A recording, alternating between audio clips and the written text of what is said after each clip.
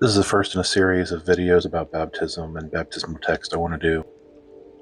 This covers 1 Peter 3, verses 19, even down to 22.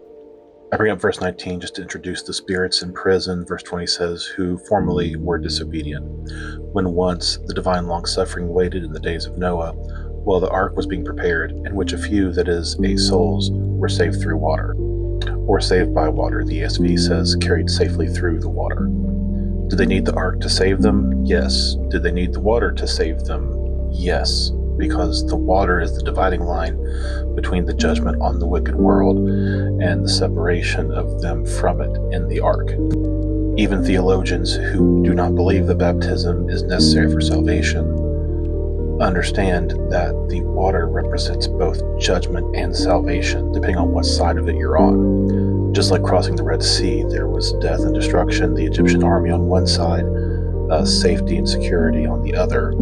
They traveled through it, and yet that water also became judgment in the grave for their opponents, for their opposition. Why would the flood be any different? There is also an antitype or like figure which now saves us, baptism, not the removal of the filth of the flesh, but the answer of a good conscience toward God through the resurrection of Jesus Christ. The word antitype is a Greek word antitupos, which again means that there is a type which looks forward to an actual reality, the antitype. Much like the Passover, the physical sacrifice looked forward to Christ being our Passover.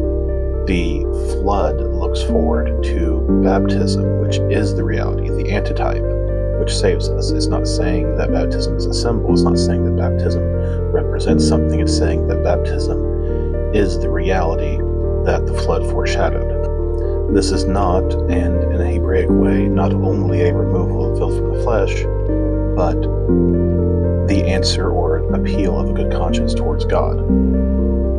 Baptism saves us by the resurrection of Jesus Christ, or through the resurrection of Jesus Christ, who has gone into heaven and is at the right hand of God, angels and authorities and powers having been made subject to him.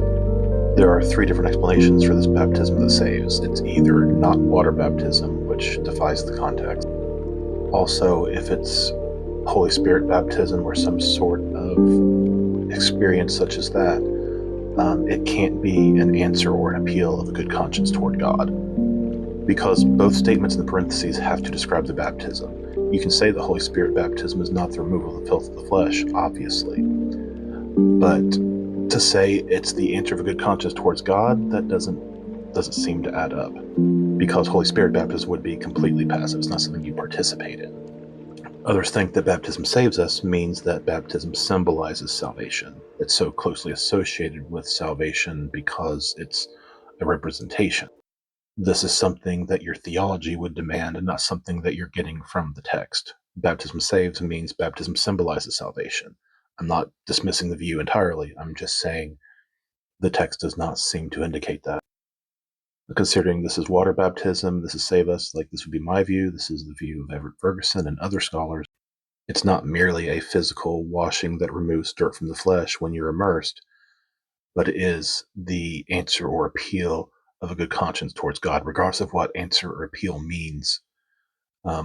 Your conscience is cleansed in baptism, just like our conscience is cleansed by the blood of Christ, as Hebrews tells us.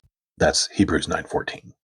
On another note, some argue that filth of the flesh means sin, so baptism saves, but it doesn't remove sin.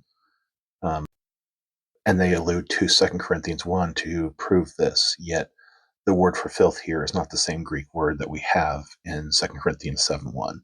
And I don't know how to make sense of baptism not cleansing us from sin, but cleansing our conscience in some way. So my challenge is, what is I'm overlooking about the text that would demand that I take a different view than what I have read and what I have given? And if you'd like to discuss this more, then please leave a comment. We can open up the discussion or the door for that.